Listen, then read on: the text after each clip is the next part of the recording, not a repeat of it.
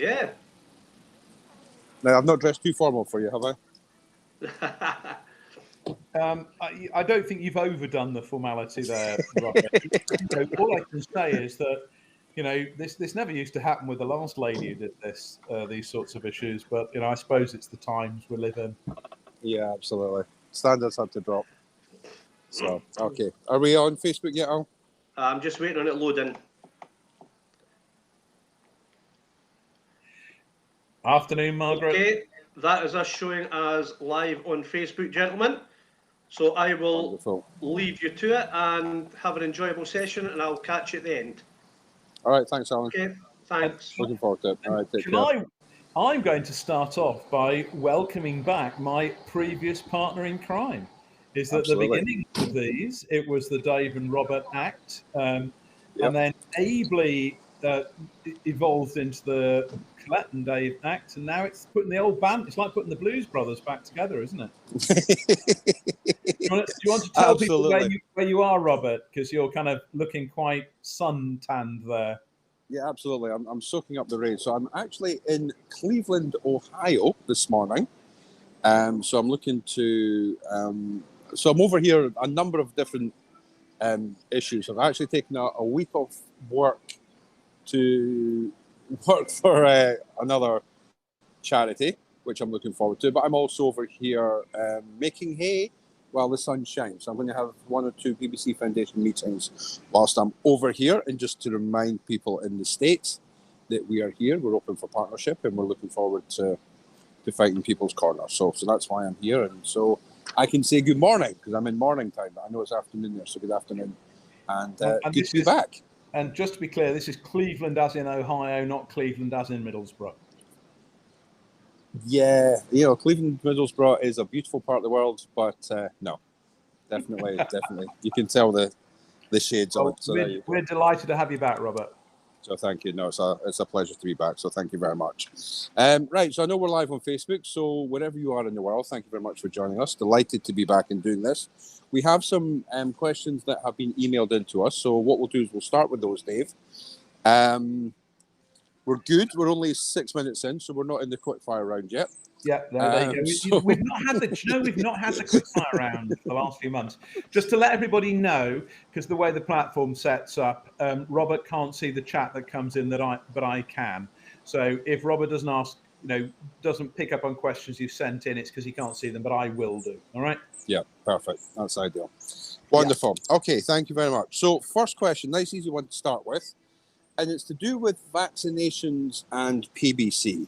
So are there any vaccinations that are problematic if you have PBC? Are there any vaccinations that would be recommended you do get if you have PBC? Just what can you tell us in general terms, please? So obviously vaccination's been a very live topic for a long time for obvious reasons with COVID. So I think the first important thing to say is that vaccination has been a major health advance. So something I've said many times before, which is that vaccination is one of the 2 really fundamental health advances that we saw, one of which was clean drinking water, one of which was vaccination. So it has been an overwhelming force for good in our populations. That's my starting point. With PBC, there is no contraindication at all to any vaccination. So you should continue as you would do for normal recommendations. But there are 2 clarifying comments. Yep. The first is that that is a bit more complicated if people are post-transplant and if people are immunosuppressed. So the vast majority of PBC patients will not be taking, in particular, drugs like MMF or azathioprine. Small number of overlap patients will do, but it's not very many. And if you are in that group, it's more nuanced because you don't want to take live attenuated vaccines. Most vaccines these days are what are called synthetic ones. So they are entirely artificial, like all the COVID vaccines. But some of the older ones are a killed version of the virus itself, and you just want to be wary of that. So in that group, just be a little bit cautious. The other one is a slightly different observation, which is that One of the things that we've seen occasionally in hepatology is what you call addition of liver diseases. And by that we mean if somebody had cirrhosis with a disease like PBC, if they then got a condition like hepatitis A on the back of that, then that combination can be worse for them than hepatitis A would be on its own. And for that reason, anybody with cirrhosis should get vaccinated against hepatitis A and hepatitis B, because it doesn't make the PBC worse, but the PBC makes the virus worse because of the amount of liver reserve. And just once in a while, this day and age, hepatitis A is very rare for it to cause people real health problems, but the people it will cause problems are the people who've also got another type of liver disease. So all vaccines are okay, apart from the small group of people who are immunocompromised with who take, you need to be cautious with live vaccines. But anybody who's got cirrhosis, it's just wise to get A and B vaccination. They're the two you can be vaccinated against. And there's a big argument about hepatitis B. I don't have anything in my life that puts me at risk of hepatitis B. That's a question we get asked about all the time. But what I say is what happens if you help a child who's been hurt in a road traffic accident, there's blood there, right? That's why people should get vaccinated against hepatitis B. It's not about your lifestyle, it's about the person you help in the street. Okay, perfect. That's helpful. Perfect. All right, thank you. Next one up. So it's to do with scanning technology and PBC. Yeah. So before we start, I'm just going to a gentle reminder to people that if you're watching this either here live or if you're watching the recorded version, please bear in mind that what we're trying to do is give general information, and we're certainly not here to replace clinical consultations, and we're not here to give you medical advice per se, but we're trying to give you general knowledge in and around the PBC field. So I just wanted to put that proviso in there because there are a couple of questions here that are in there. So my question for you now is, as well as using liver tests, and I'm going to step away from that old school phrase of, LFTs and, what that used to mean and all of those kind of things. So as well as your liver tests, is it helpful to have a FibroScan to look at where you are with your liver? And, what are the benefits to using FibroScan? Okay. So we have access to FibroScan and we use it widely in our centre. I think certainly most countries in Europe are like that. Most people have access to it in this day and age. In North America, it's patchier, and there has been more reluctance to take it up for reasons that I'm not quite sure about. And then that's rolled into the fact that the FDA, Food and Drug Administration, do approvals and things in America, don't particularly like FibroScan. So it's not caught on quite as much in North America as it has done in Europe, and it's therefore used less. So for those people who are not familiar with FibroScan, it's a form of ultrasound, but rather than taking a picture, it measures. So it sends a ping out and it measures how much of the ping comes back. It's like sonar in the Second World War submarine films. The harder the liver is, the more ping is returned, and of course, the more scarring there is in the liver, the more likely you are to have sort of the more scarring there, the more the ping comes back. So there's an association between the amount of signal that comes back and how much scarring there is. So there's been a lot of work on it in PBC, done principally by Christophe Corpechot and colleagues in France. So the French were really the pioneers in this. And there's just been published an international consensus. So there's been a lovely study which basically all of the researchers in PBC have come together with an enormous data set about the value of FibroScan in PBC. That paper is out there shortly. It's an example of everyone working together, which is very nice. And it actually shows really quite important things. So FibroScan in PBC is very useful indeed at a population level. To you as the individual having it, it essentially is a real-time test. So in our clinic, if you do a FibroScan, you come and see us, and then Kath Houghton, our specialist nurse, will pop you down the corridor and do it, and it'll take 5 minutes, and it's just like having an ultrasound scan done. So it's very, very user-friendly in that regard. And of course, the cost to the organisation is is very low indeed once you've bought the machine. So some of the other tests which are argued, things like ELF, which are blood tests to look at fibrosis, they're quite costly every time you do it. But with a FibroScan, once you've got it, actually there's no additional cost doing more of them. So therefore, actually it's a really good test to do in lots of people for that reason. So we find it very useful. Now, I did say over 1,000 people in a population, it's very useful. Remember, the closer you get to one individual, the less that might apply. And the analogy I always use for those people who've watched the film of Newcastle United football crowd. So obviously I come from Newcastle, and if we were to extract one person from the crowd at St James's Park, would that be representative of a Newcastle supporter? Well, it could be a rather overweight gentleman without a shirt on in the middle of winter, in which case it would be representative. But it could be the grandmother who's taken her grandson to watch the football, in which case that person wouldn't be representative. If you took 100 people out of the crowd or 1,000 people, it's going to be much more likely that you'll get the true picture. So there will always be the person in whom that it doesn't quite work the way you would predict. So the caveat with a FibroScan is it's what we call real time. You can write the numbers down, but you can't take a hard copy of it. So on that particular day, that particular investigator with you as the particular patient, that's the number you found. But you just have to remember, if the numbers don't quite make sense, you have to think, is it the lady with her grandson, or is it the normal football supporter? So it's not chapter and verse. It's part of the information that we've got. How does it fit in with blood tests? The answer is blood tests tell you how much activity there is in the liver at the moment, so how much injury is likely to happen in the future.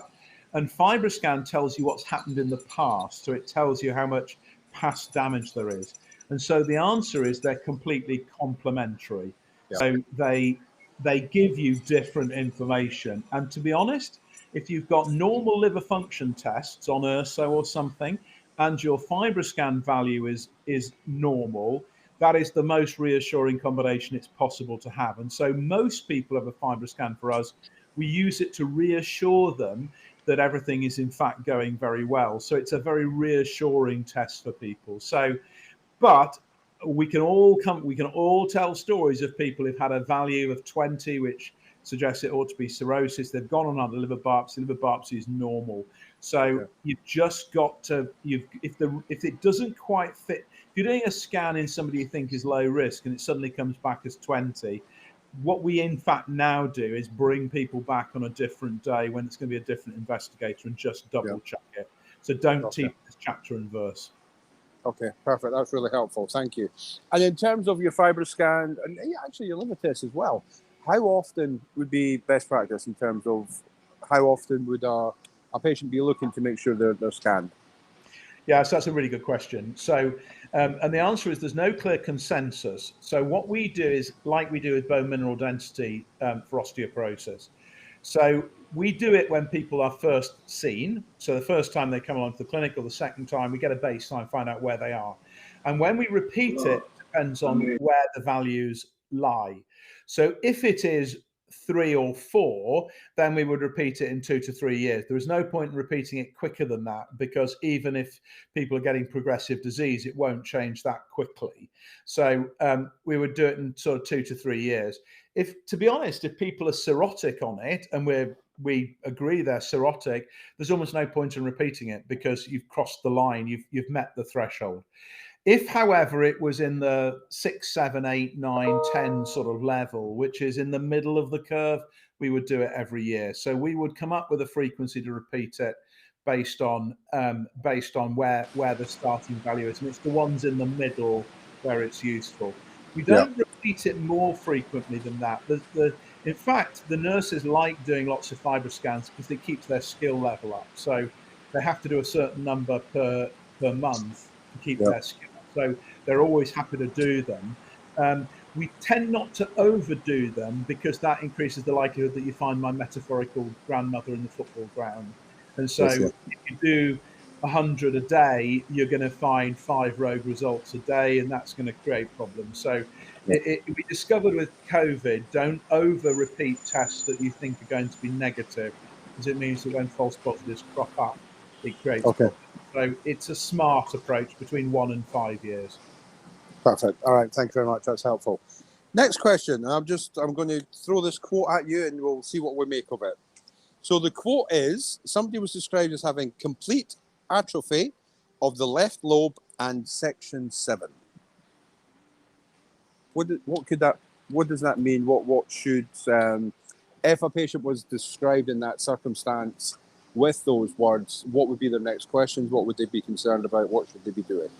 Okay. So what that is, so your liver is split into lobes, left and right. So it has 2 halves to it, although it's not as obvious as it sounds. They're not, it's not that, it's an anatomical separation. So you've got the common bile duct, and then you've got 2 smaller bile ducts, and each of them drains half of the liver, one the right lobe and the other left lobe. So it's based on that kind of that tree, if you like. And each of those lobes of the liver is split into individual segments. Okay, so I think there are something like 6 in each lobe or something of that order. So it's the segmentation of the liver. What that scan is saying is that somebody has atrophied or lost one lobe of the liver. Okay, and that sounds really terrible. That sounds like an awful thing to happen, but it's a little bit like people who just don't have a spleen. Every so often you'll do a scan on somebody and they've got no spleen, and they've never had an operation to remove it, and they've just got no spleen. Because we're all different, we're all built differently. So in that situation, what you've got is somebody who, for whatever reason, doesn't have the left lobe of their liver. Okay. Now, normally that's not a bad thing, because if you even lose half your liver, the rest of the liver will grow to replace it. So nowadays, for living donation, for liver transplant, particularly mothers to children, also if people have got cancer in part of the liver, there's a science around the surgery of removing, half to 2/3 of the liver. Okay, and that is a big operation, but it's entirely normal. And what happens is within 3 months, the liver returns to normal size. So if you remove the left lobe of somebody's liver in an operation because they had a cancer, within 3 months, the right lobe of the liver would have grown to have the same volume of liver. It wouldn't have regrown in the same structure, but you would end up with a normal sized liver. So the liver compensates for itself.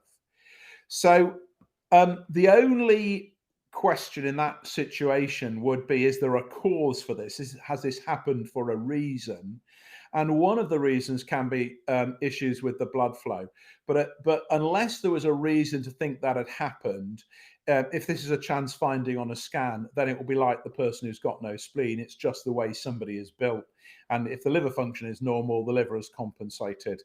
But it has no practical implications. So the normal anatomy, there is no normal anatomy to your liver. It's one of those things that differs from person to person. So, bile duct structures, where your gallbladder joins, the liver, all of those things differ from person to person. And that's why, surgeons experienced in operating on livers, it's very important, because they need to be flexible, because no 2 people are the same. So I think that's likely to be a chance finding.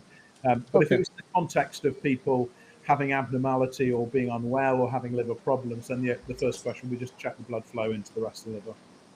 Brilliant. Okay, that's helpful. Thank you. And it's one of those, when we talk about when you're coming up, and we know that you're going to be doing these Q&As, and we talk about the level of detail that you go into with your answers, and the fact that the background information to what you're saying is actually really, really important and plays a vital part of education. So thank you for that.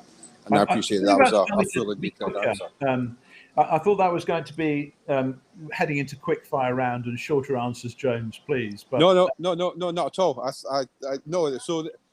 So this is the quandary we always have, is when you go into these long answers, the information is really, really important, and it's the background information behind the kind of general fact that I think is most helpful for patients. And it's about understanding. That's the point. Everything is just about education. The more you understand this, the more you don't have to try and remember the answer, because you can kind of it makes sense to people, Yeah. and that's where the foundation and people play such an important role. Because if you it's the same thing with your blood tests. If you understand your tests, then you demythologize it a lot, and that's better than trying to learn the right answer. Is to understand what it is we're looking at. Absolutely. No, that's perfect. Thank you. Okay, so this is a new one for me, which is remarkable. We're almost 3 years in now. So the question is, I have PBC and I don't itch. Is this normal? Yeah. So absolutely.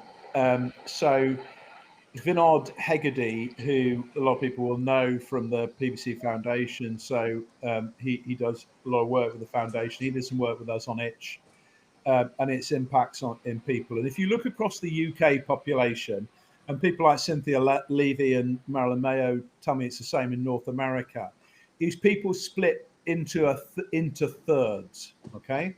A third of PBC patients have never itched and never will itch, and they ask you, what on earth are you talking about when you talk about itch? Okay. A third of people are in the, now you come to mention it, I've got itch, but it's not really a problem category. And a third of people have problematic itch, i.e. it's enough to cause them disturbance in their lives or to warrant treatment. At the moment, we don't know why some people don't get it, but if you don't have it after X number of years of PBC, you're probably never going to develop it, and it just is the natural variation in the disease.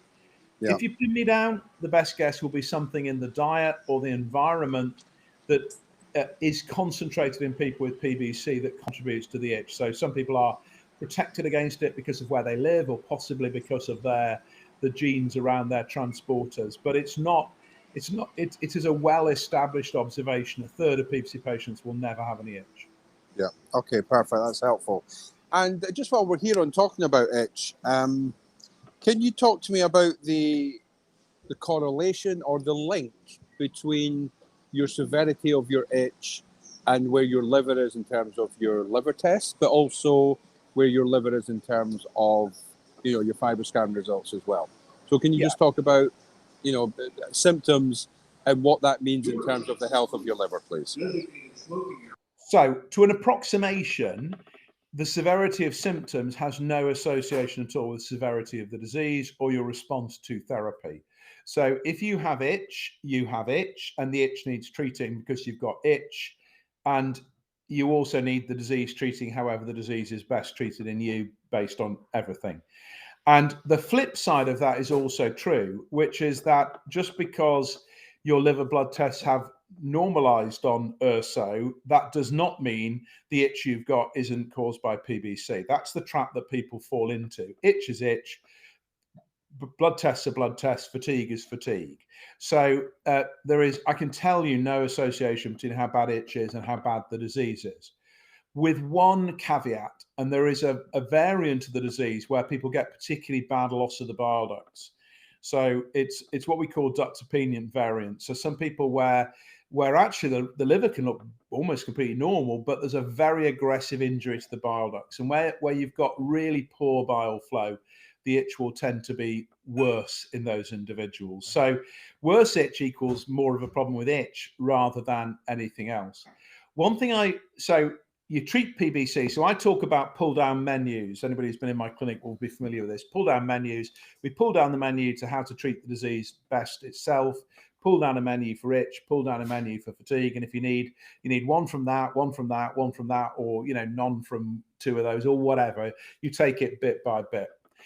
I will at this point mention, Robert, and I know you were there at EASL, the ILC, and one of the things people always say to me is, what was there and what was important, what was striking. And I think, we can maybe come back to some of the themes that I thought were emerging, but there was one piece of data which I was kind of a little bit involved with. And I'm not saying it was important for that reason. In fact, I got them to publish it because I thought it was important. So I was championing them presenting this. And this was data from the GSK trial, the Glimmer trial that people will be familiar with as a treatment for itch.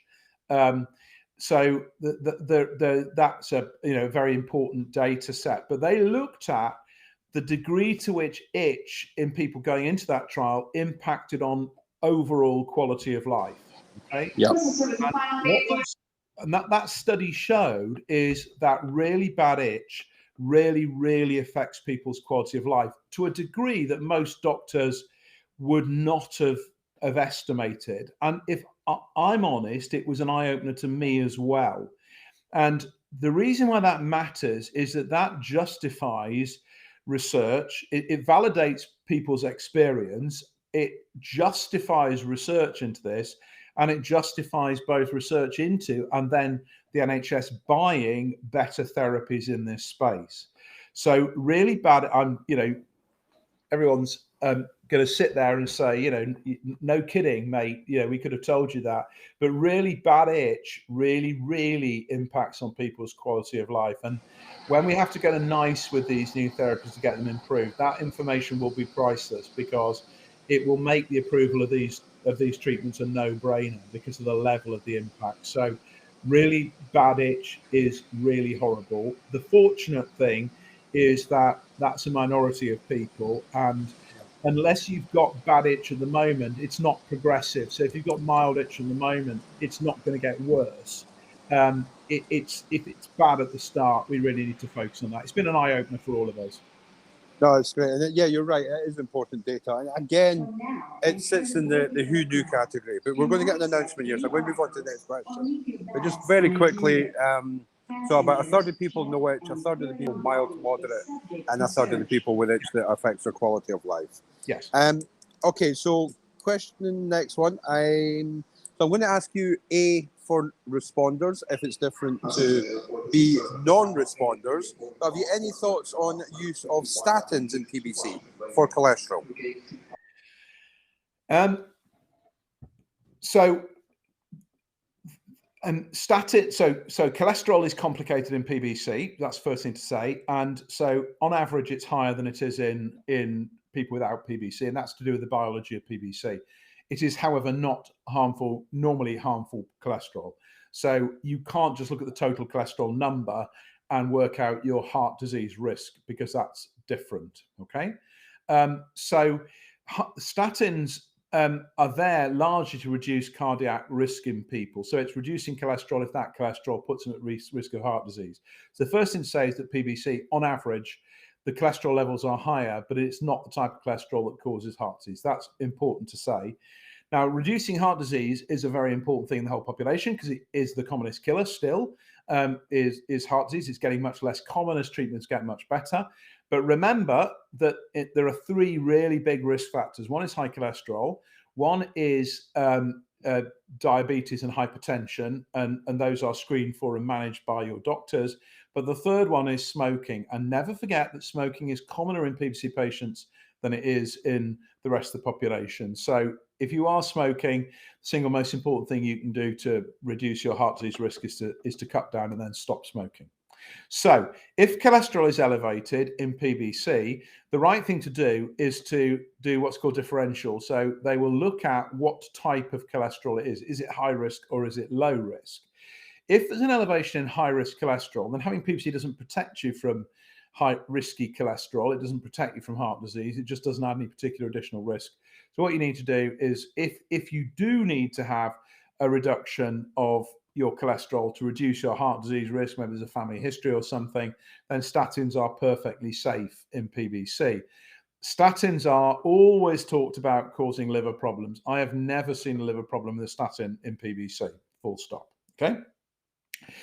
One thing I would say is, if you have a high cholesterol and you need that cholesterol treating, and you've also got URSO non-responsive disease, so you're looking at second line therapy, then there is a common sense element of making your cholesterol treatment a fibrate rather than OCA, because the fibrate will treat the cholesterol as well as treating the PBC. So it's quite a neat solution. And the flip side of that is, I wouldn't give both a fibrate and cholesterol. There are some theoretical interactions between them, and in particular, it can make some of the side effects worse. So if you need both better PBC treatment and lowering of your cholesterol, give a fibrate. If you don't need better PBC treatment and you want to reduce your cholesterol, then I would give a statin without any concerns, and we've not seen any problems with it. But if you really, really want to reduce your heart disease risk, get your blood pressure checked, get your diabetes status checked, and if you're smoking, stop smoking. And you can't give out family history because you can't change your parents. I've tried. Yeah, I know. So, so no, absolutely. Okay, perfect. Thank you. Okay, next question, if I may. Intermittent fasting. So if somebody is to eat within an 8-hour window, for example, and then not eat anything within the other 16 hours, does that have any inherent risks to PBC, please? No. The caveat, the exception to that is cirrhotic patients. So in cirrhotic people, which is a tiny minority in PBC, as everyone knows, but there are 1 or 2 of them. In those situations, you shouldn't go up and down in a bit more exaggerated way. But for normal individuals, for people who are not cirrhotic, then those are different ways of taking your nutrition. Now, Mrs. Jones, who I live with at home, has very fixed views. She's an anaesthetist and has very fixed views on metabolism and nutrition intake and things like that. And she is an aficionado of this 16 hours of fasting model, and she has got me doing it. So I do this. And I have to say, I found it a very useful way of, controlling food intake. So for me, you feel a bit hungry to start with, but actually after a while, you enjoy your evening meal more, and it works quite well for me. And I know my experience is anecdotal, but I did find it quite a good way, and I didn't miss eating breakfast or lunch. So that's one of the things that I've lost a couple of stone in weight doing that. So it's been quite an effective thing. The one thing I wouldn't do is with cirrhosis, but it's but actually, in many ways, it's a more physiological way of doing it because when we were hunting for food or having to search for it, we would eat much more intermittently than we do. Basically, obesity in our population is because food is too easy. You have to do less work to find or catch the food, and because you're not running around searching for food, you do less exercise. So it's this imbalance between nutrition. Robert, I've got one about what dilation means in a imaging report. So shall I just talk about that? Go for it. Yeah, absolutely, please. Okay. So the question is, it's from Lynn. Could you please explain what dilation of the liver means? Many thanks. So dilation is a medical term for a tube in the body being wider than you would normally expect it to be. Okay. So that's what dilation means. And in the context of the liver, it means dilation of the bile duct. So there is nothing else that dilates in relation to the liver. So the bile duct can be a little bit broader than would normally be the case. Okay. Now, again, it's a similar theme to FibroScan, is that what that means depends entirely on why the scan was done. And because if you've not had a scan done before, nobody knows what your bile duct is normally like. Okay. So many people will have a broader bile duct than another. It's back to the grandmother at the football ground. So a chance observation of a dilated bile duct when the scan wasn't done for looking at the liver is unlikely to be significant. If it is dilated in somebody with liver blood tests that are abnormal, then the question is whether there's a narrowing in the bile duct or a blockage to flow. And the commonest reason for that in PBC is to do with a gallstone out into the gallbladder. So the bile can't flow, so the bile duct just sort of dilates a little bit. So in a PBC patient with bile duct dilation, and a worsening of liver function tests, our first thought would be, is there a gallstone or something that's obstructing it? And the right investigation is what's called an MRCP, which is an MR scan. It's a different type of scanning, and it allows us to image the bile duct.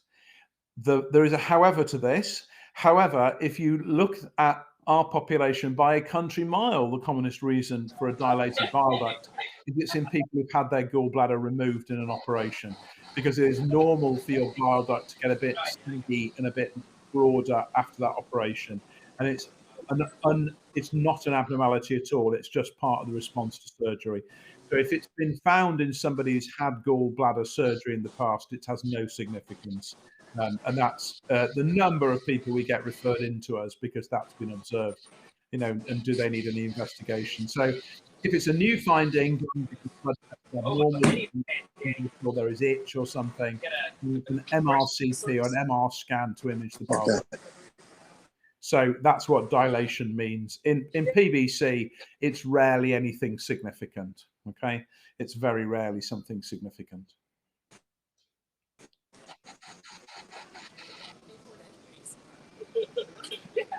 Robert, you are... Powerful.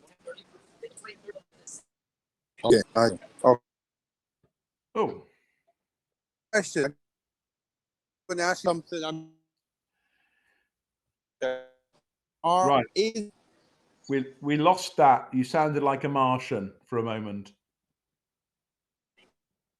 Got me? I've got to. You got me now? Just about. Do you want to try again?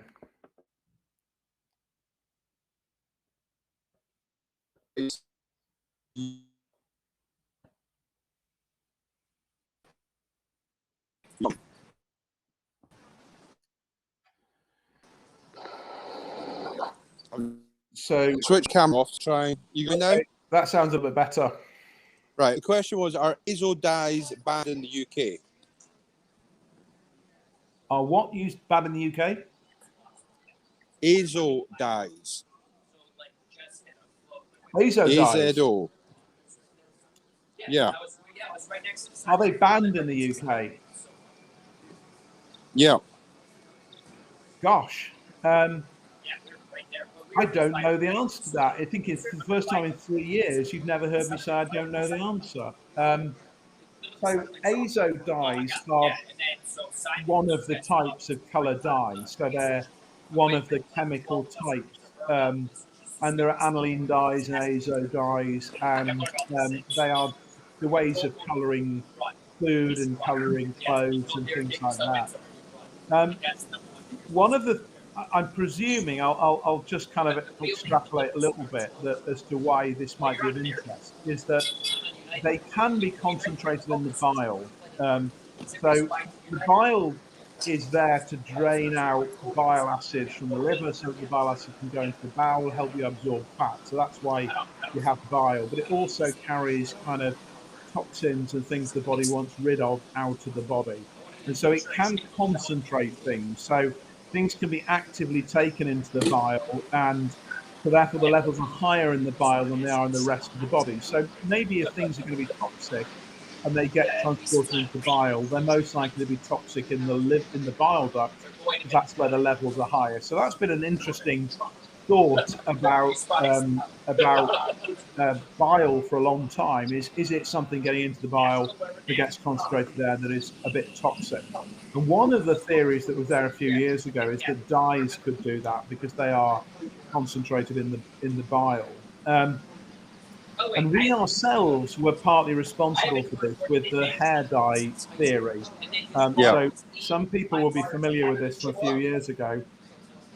The idea that people, that PBC patients are more likely to dye their hair, and that because of that high level of dye exposure, that could have something to do with the disease. So I'll tell a little story about it. We did a study where we got people to fill in a little questionnaire about a number of things, one of which is whether they dyed their hair. And we asked them to get their best friend to fill one in as well. So we called it a best friend study. And so their best friend, who was closest in age to them, the same gender, was asked to fill in the same questionnaire. And that's quite nice because it controls a lot for geography and also for age and for gender. So it's quite a good way of getting, because if you're looking at exposure in people, you need to know, is that normal or abnormal or different, right? So we did all of this, and we separated all the questionnaires out, and we got a pile of patients and a pile of controls, okay? And we went through the patients first, and it was whether you'd used hair dye or not. And, you know, went through the patients, hair dye, hair dye, hair dye, hair dye. And we got to the end of all of that, and we said, well, that's the answer. They're all using hair dye. And then we looked at the controls, and it was hair dye, hair dye, hair dye, hair dye. And what that proved to me beyond any doubt is that no men understand women and hair dye.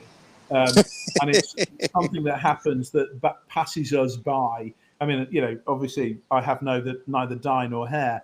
And so it's really difficult to get any sort of signal because the use of these things is so common in the population. So dyes have been something that we've been interested in as one of the putative environmental exposures, but it's just an idea rather than anything else. So if somebody wanted to pop in a comment about where the question came from, we could expand on it a little bit because it is a really interesting idea. In terms of the question, are they banned in the UK? I don't know. I wasn't aware that they were, but it's perfectly possible that they are. Okay, so I can tell you in terms of the context of the question, it was to do with other brands of Urso. So perhaps ones that were bright yellow or, I don't know, orange stripes and that kind of thing. So it was just... Okay. Gosh, I don't know is the short answer. And one of my hobby horses, and I know it was Colette's as well, was around random generic drugs going into people.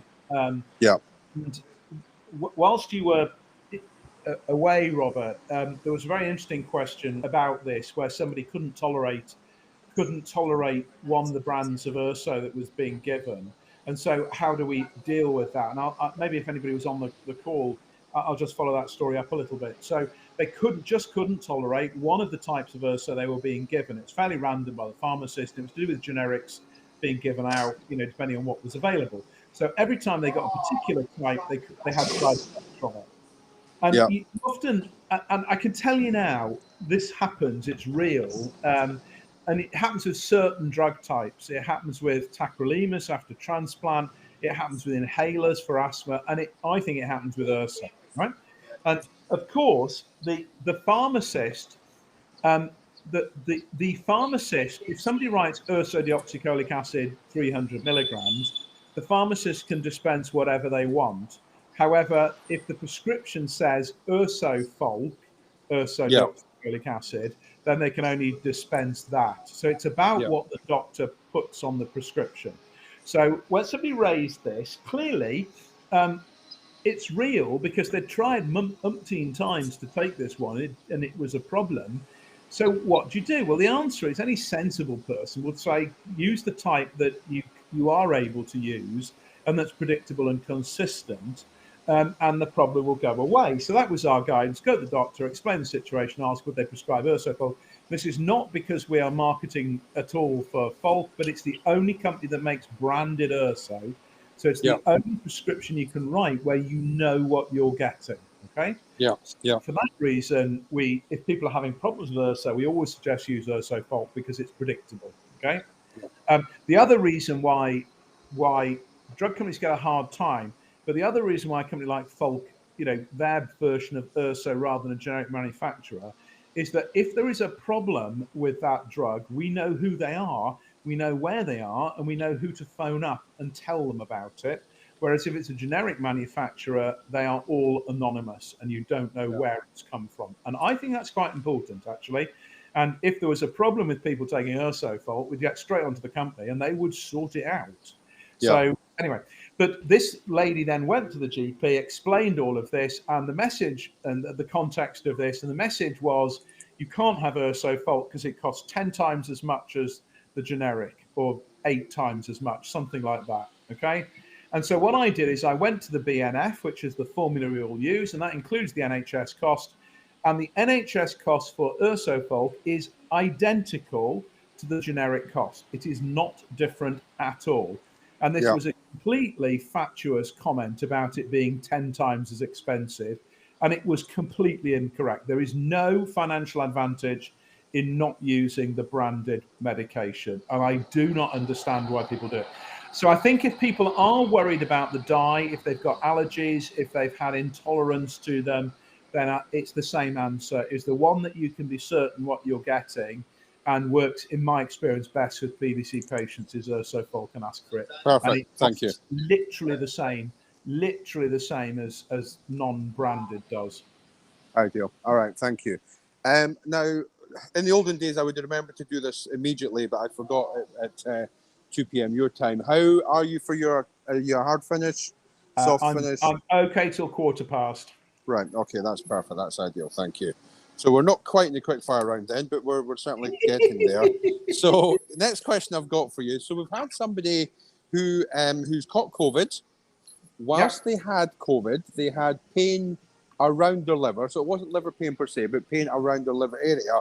And then as they've recovered, that pain's gone away again. And they just want to check, is that normal with COVID? Will there be any implications for the liver? Are there any reasons that maybe they should be concerned? Right, so that's really interesting. The first thing to say, sorry, I've just lost image. Ugh. Technology. There you go. Right. Okay, that's really interesting. So, we've had remarkably little experience of PBC patients getting COVID. So, I haven't actually seen everybody. Okay, I haven't seen anybody in the clinic who's had particularly problems with COVID. Now, that's not to say that there isn't, issues with it. So my knowledge base is very limited. I find that the observations of thoughtful people who are interested in their condition are invaluable in understanding things. So somebody who observes that they got pain with COVID is interesting instantly because it's an observation. And remember, this is where the sense of smell and taste going is the sense of taste and smell going. That was a patient observation. That was not in the original descriptions of it, right? So people observing things is very important. Now, if you notice pain in your liver at the same time as you had COVID, that's either linked or it's a coincidence. And that's what we call an on phenomenon. Something's come on at the same time as something else. But what's really helpful is what we call the presence or absence of an off phenomenon. So when one of those things goes away, does the other go away? Because obviously you're looking then at two coincidences. So if you get pain with COVID, does it then get better when the COVID gets better? Okay. And if it does, that increases the likelihood that it's linked, which is exactly what you've described there. The low pain that a lot of people get, most people with PBC liver pain do not have gallstones. That's what everyone thinks they have, but they don't. Gallstones that is relatively uncommon because of the urso. And what people have usually got is a bit of what you call capsular distension. So the liver itself hasn't got any nerves, but the capsule lining it has got nerves in it. The capsule's got nerves in it. And so if the liver is stretched, that's what gives you pain. So my best guess is when somebody has COVID, what happens is the immune system has a massive reaction to it, produces lots of cells, lots of lymphocytes to fight it. And when those lymphocytes have done their job, they have to die off because they otherwise would swamp the immune system, and they all die off in the liver. So it's quite common to get lymphocytes dying in the liver as part of the body's natural recovery from a viral infection. And that can cause problems, it can cause liver discomfort. And if anybody's had glandular fever, they may have got a little bit of jaundice with it and a little bit of pain in the right side of their tummy. That's the liver swelling because the T cells are dying off there. And I would guess that's exactly what you're describing. So it is the resolution to COVID rather than anything to do with the PBC. But it's a very interesting observation. I have to just say, the lady's come back on whose story I was mentioning about the urso folk and the difficulty tolerating it, and she's just come back to say it's been resolved. She gets urso folk all the time, and the problem's gone away. Wonderful. Okay. Wonderful. See, system works. System works. The system works. Great news. Right. Okay. I'm going to go into quickfire then, if I may. So for those of you who are new to this is quickfire round is a battle of the wills, where Robert where Robert says it's quickfire round, and I give the same length of answers. So let's see how it goes. Okay, follow-up question, if I may. Will statins affect your liver test with PBC? No. Right. They won't benefit it, and we know that. They won't benefit it in the same way that fibrates would. Right. Okay. So you were almost perfect when you said no. So next one, hepatitis E, because I know we spoke about hepatitis earlier. So hepatitis E post-transplant. So I'm taking it. So this is post-PBC transplant. Can you talk anything that we need to know about hepatitis E in that circumstance, please? Robert, that is so not a quick fire round question, as you well know. No, we can talk about that. I mean, so hepatitis E is newly recognised as a problem. So it's emerged and been recognised in the last few years. And one of the things that's very important is it used to be thought of as a very uncommon infection, and one that you only ever contracted abroad. So it wasn't transmitted in the UK. And all of that is complete nonsense. It actually is a very common infection, and it is transmitted in the UK. And it doesn't normally cause too much in the way of problems. So it's one of the causes of a kind of viral hepatitis. It can, however, cause a more chronic problem after people have had a liver transplant. And so one of the reasons why liver function tests being abnormal after a liver transplant is because Hep E becomes a little bit entrenched because of immunosuppression. And I know that people are now looking at using antivirals to treat it. So it's not an area of expertise for me. It does cause abnormality in the liver after liver transplant, and it will be a combination of slightly reducing immunosuppression to allow the immune system to fight it, plus looking at some of the antivirals that are used. So it is an emergingly understood problem, but it's not common at all, but it does exist. Okay, perfect. Thank you very much. Okay, so we're going into... So I had somebody who diagnosed with PBC 2 years ago, started on a gram of or so, levels were creeping up. They went to an ODN, and the ODN said that second-line therapy would be considered after a cholecystectomy. Have I said that right? Cholecystectomy. So, so I've got cholecystectomy. But so I'm not entirely sure what that is. However, the ODN went ahead with second-line therapy, have prescribed OCA, but they've done so without doing extra blood tests or consultation or that kind of thing, and it just arrived in the post. So can you talk a little about kind of the ODNs, the procedures, and is that a normal thing? And again, should people be concerned? Okay, right. So URSO is standard first-line therapy. This is just a kind of the Old Testament, if you like. URSO standard first-line therapy, 13 to 15 milligrams per kilogram body weight. The foundation has produced a very useful URSO dose calculator for your weight. Really useful, simple, practical thing because you need to take the right dose. And everybody with PBC should take URSO. And only if you have real problems taking it that don't sort out with changing brands and things like that should you not take it. So that's the first thing to say. And get the calculator, it's really helpful. If your blood tests are still significantly abnormal on URSO, then it is standard to look at alternative and additional therapies, okay? And there are two therapies that are used. One is a beta-cholic acid, or OCA, and the other is bezafibrate, or Beza. And there are a number of drugs in trial at the moment, and some people take a version of bezafibrate called fenofibrate. It's equivalent. So those are the treatment options. In the UK, well, I'll rephrase that. In the proper bits of the UK, which is England and Wales, then I got it in.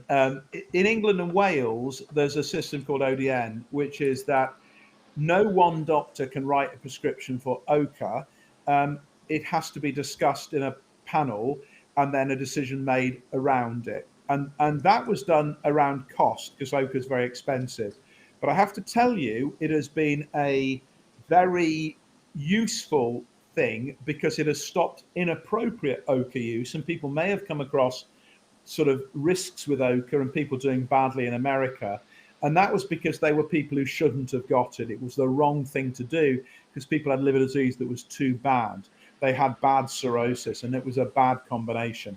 The UK model means that we have not seen those problems. So although it's quite a clunky system, it means that it's actually been a very safe system. So the UK rolled this out, or England and Wales rolled this out, and they're called operation and delivery networks. They are basically a way of this is not a way of preventing people getting the treatment. It's not a way of rationing the treatment. It's a way of making sensible decisions about the right treatment. So those people who know the Northeast, Jess Dyson and myself with Kath Houghton, our specialist nurse, we're the ODN, everybody was starting on second line therapy. We have a chat about them, run through the tests, and we just sense check the decisions that people have made. And it works very well indeed, okay? Interestingly, in Scotland, they don't have the ODN system, okay? So any doctor in Scotland can prescribe ochre, and second line therapy rates are higher in Scotland than they are in England and Wales, right? And that came out in the audit. And I don't know if you'd seen that, Robert, but that was information from the audit. We need to dig a little bit more, but the second line therapy rate is higher in Scotland. And I wonder if that's the ODN system getting in the way, people not being bothered to fill the paperwork in. It's a barrier to the use of drugs. And I'm not aware of Scotland seeing any issues with risk with the use of it. So I think we want to explore that and work out if this is becoming a barrier. I do think the ODN system is time limited. I don't think it'll last long because what we do is discussing people and making the same decisions each time. And so a lot of this, I think, can be replaced with a protocol and make it much simpler. Now, should the ODN have sent you ochre in the post without letting you know? Obviously not. There's been a communication breakdown. What should have happened is somebody should have just let you know that the suggestion is we think you should take second line therapy and we'll send it out in the post. So I think that's just a local level communication difficulty. But most of the systems, you can't get ochre in your local pharmacy. They won't have it. So most of the systems, it is posted out from the hospital or delivered or sent to a local pharmacy for you to pick up. So that's the way the system works, but they should have communicated a little bit better. Cholecystectomy is I always think that medicine is a conspiracy to allow people to do better at Scrabble because we introduce long and complicated names for things. So cholecystectomy is gallbladder surgery. It's taking a gallbladder. Does cholecystectomy impact on second line therapy at all? Not at all. It's unrelated and irrelevant. If you need second line therapy, you need second line therapy. And if so, they should have let you know and then warned you it was coming and explained what to do. And I suspect that's a communication failure. So that's the system working basically, but not as smoothly as you would like to see it. But the ODN system, I think it's been useful because I think it's kept it very safe. I think it's become a bit clunky, and as I said, it may have got in the way of people in England and Wales getting treatment. We need to look at it a little bit more. Okay. So, I won't say anything about Scotland go better. Yeah, go for it. Just to say, not everybody with elevated liver function tests after URSO, it's not the right thing for everybody to take second line therapy. Okay, so it isn't automatic and shouldn't be automatic, but it should be automatic that it's thought about and discussed with you. And there will, for individuals, be reasons why you don't want to or want to hold off or want to see what happens. So but it's about that being an active decision that you're involved with, okay? Yeah, so it should not be, somebody can't be bothered to refer you into the system. They should be putting the pros and cons for therapy. And the final decision should ultimately lie with you as the patient, of course. So there are people for whom it's the wrong thing at the moment. If you're about to go in and have, cancer surgery or something, this can wait. It's important there will be life events and things like that. So it's not an automatic thing, but it should be automatic. It's thought about. Okay, perfect. Thank you. That's helpful. Very quickly, somebody was diagnosed September 21, took 3 or so a day. I don't know what dose. And then due to chronic constipation, Gastro suggested they went down to Urso 2 times a day. They've since, they're under a long COVID clinic, and whilst there, their liver tests were done, and their alk phos has gone back up to 284. Yeah. Should they be thinking about going back to Urso to the weight-related dose again? And if so, is there anything they can take for the constipation complications? Yeah, so the numbers are important here. So the numbers are very valuable. And so what you essentially are looking for is an alk phos below 200, with change. So it's about 208, is the cutoff for the UK. So think about 200. So the alk phos normal, the upper limit normal is 130. So normal is below 130. Acceptable is between 130 and 200. Okay, so anybody above 200, the use of second line therapy should be thought about. So if somebody is a quotes non-responder, and that term's not ideal because most people respond a little bit. So if somebody is an under-responder to Urso, there are several things you do. So the first thing you think about is, are they on the right dose of Urso? So have they been prescribed the right dose of Urso, 30 to 50 milligrams per kilogram, calculator available from the foundation? Okay, so that's question number one. And question number two is, are they able to take the right dose? And that's a slightly different question. So I have to say constipation is unusual in my experience as a side effect, but there may well be people who have experienced that. It's usually the other way around. You usually get loose stools with Urso. So, but certainly whatever else is going on, with an alk phos of 280, we need to do something different.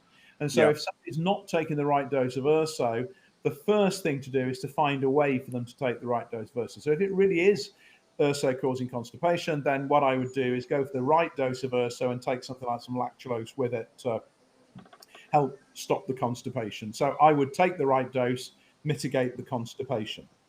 Okay, perfect, thank you. Really can't tolerate Urso, okay, and there are people who can't tolerate Urso, then I would go straight to obeticholic acid or OCA, okay? It is licensed for people who are under responsive to Urso, but it's also licensed for people who are intolerant of Urso, right? Yep, and so actually, if you've got an alk phos of 280, on Urso, and you can't take any more Urso, in fact, you meet both the criteria. So it is a logical thing to do. And OCA on its own is effective in PBC. There is no evidence that bezafibrate on its own is particularly effective. So if you're going to not give Urso, then I would give OCA instead. I wouldn't give bezafibrate instead. So I think you need to be on the right dose of Urso, but if that's not possible, just cut straight to OCA. Yep. Okay, perfect. So we've got a general question about fibrates. So this is probably a good time just to throw that in. So can you talk a little about fibrates and PBC? Yeah, so fibrates have been around a long, long time. So they long predate statins. So they were invented as a cholesterol-lowering treatment. They are perfectly good at that. And before statins came along, they were the standard lowering therapy for cholesterol. Okay. The effect in PBC was a chance observation. So because, as I said before, people can have a high cholesterol with PBC often. So what would happen is that people would get fibrates to treat the high cholesterol in people who happen to have PBC, and somebody made the nice observation that their blood tests improved as well for PBC. So from that, people thought seems to have an action.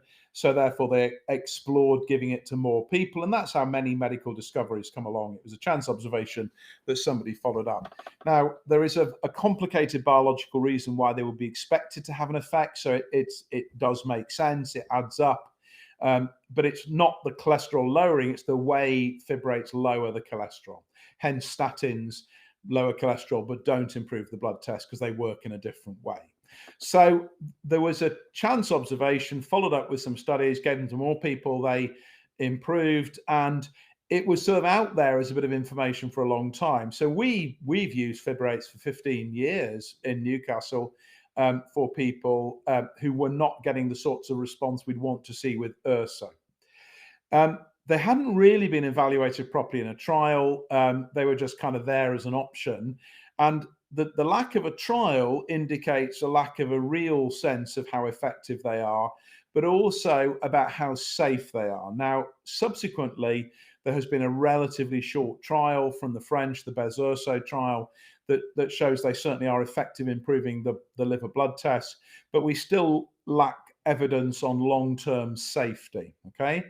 And that's important because there is some suggestion that we're starting to see some kidney problems with people given them longer term. So we just need to be cautious about this before we use them in people for very long term.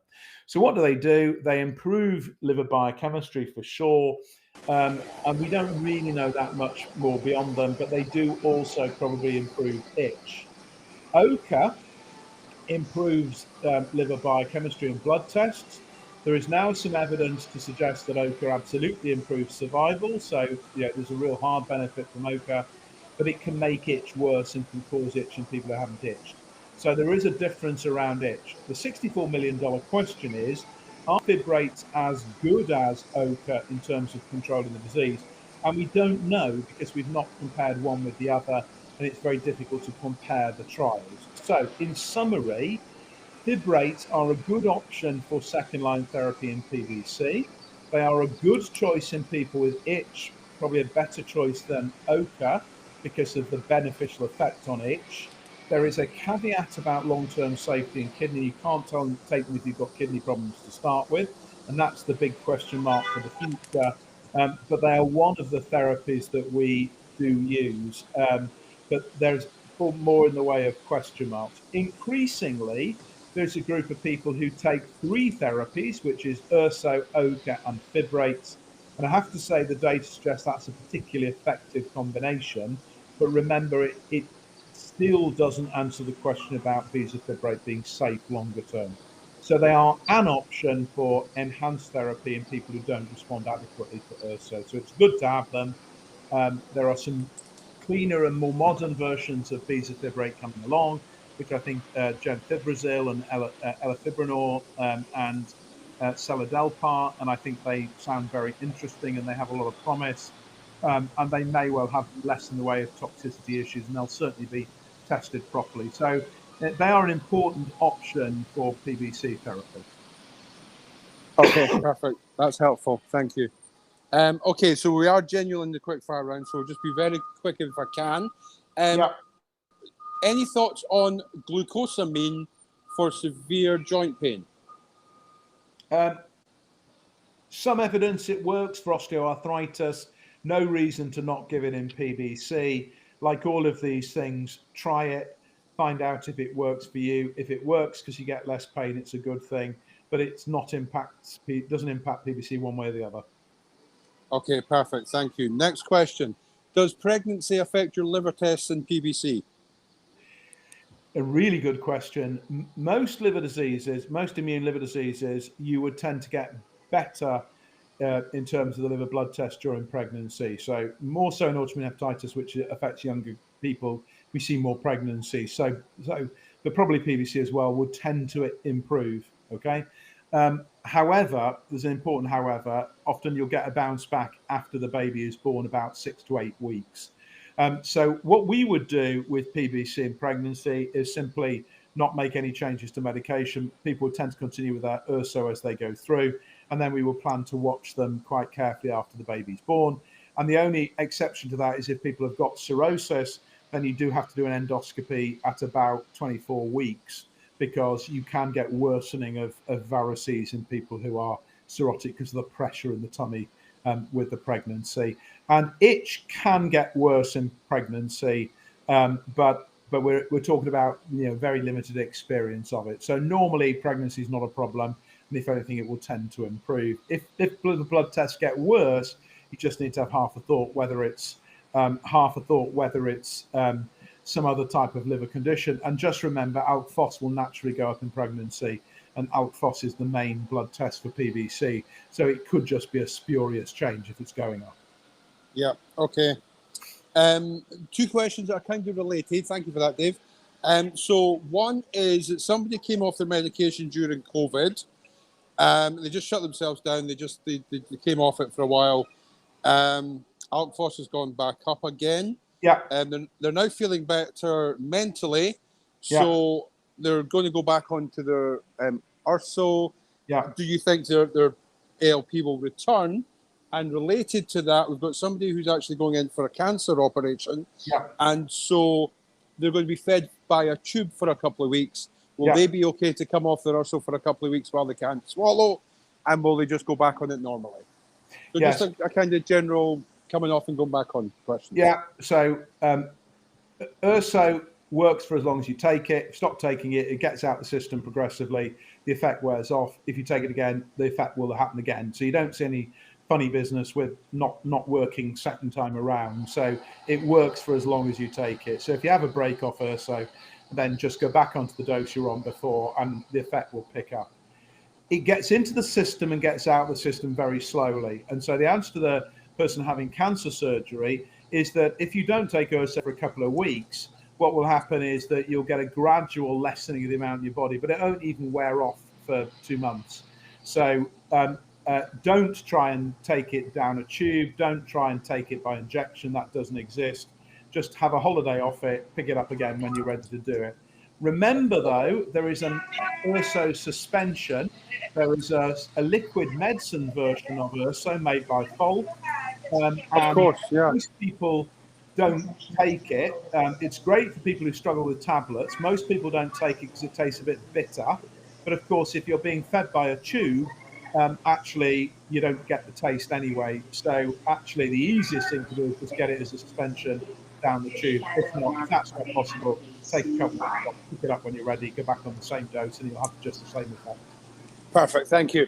And very, very last one, Barrett syndrome. Anything you can tell us about Barrett syndrome and PBC? No, Barrett's is a consequence of esophagitis, bit of reflux. Conceivably, you get a bit more reflux with URSO, so watch that. But Barrett's needs treating. Because it needs treating, it can predispose to esophageal cancer. So if you've got Barrett's esophagus, whatever the gastroenterologists want to do to treat that, usually it'd be high-dose proton pump inhibitors. Usually that's the right way to do it. It's really important to treat that. If you're somebody who does get reflux indigestion with URSO, and then you stop taking the URSO, that goes away. That is one of the GI side effects of URSO. And again, I would go on to OCA at that point, because if you've got PBC and Barrett's esophagus, actually the Barrett's esophagus is probably the most important thing to get under control. So if URSO is driving it, look for an alternative to the URSO, and I'll go for OCA. But do whatever the gastros say about your Barrett's esophagus. Okay. On that note, Dave, that's us for today. So thank you so much. Really great to see you again. So I've come back on camera. Now, I heard the rumour that you were Welsh, but it says here that Cleveland was the birthplace of Superman. So, were you born in Wales or were you born over here? I was born in Yorkshire. I'm a familial Welsh person, but not got you. Okay. One. Okay. Got you. So no, I'm when it comes to the rugby, I'm Welsh. Trust me. So, all right, I hear you. I'm going to have to run off. So, but Alan's back. But thank you so much. Yeah, guys. And brilliant really questions as every week. And it astonishes me. After 3 years, we're still getting great different themes, different questions, different things to talk about. It's brilliant. Oh, wonderful. All right. Thank you so much. Okay, thanks very much, gents, and thanks everybody for watching. Thanks all. Yeah. Thank you all for, I think it's a round of applause for Robert for absolutely doing an online Q&A session, I think outside the airport. So that's a major achievement. He's looking for a telephone box so he can go and change into his Superman costume. But thank you to everybody. Great questions as always. Yeah. And I know people. Well done, guys. Cheers. Thank you. But thanks all. Brilliant. Take care. Bye. Afternoon.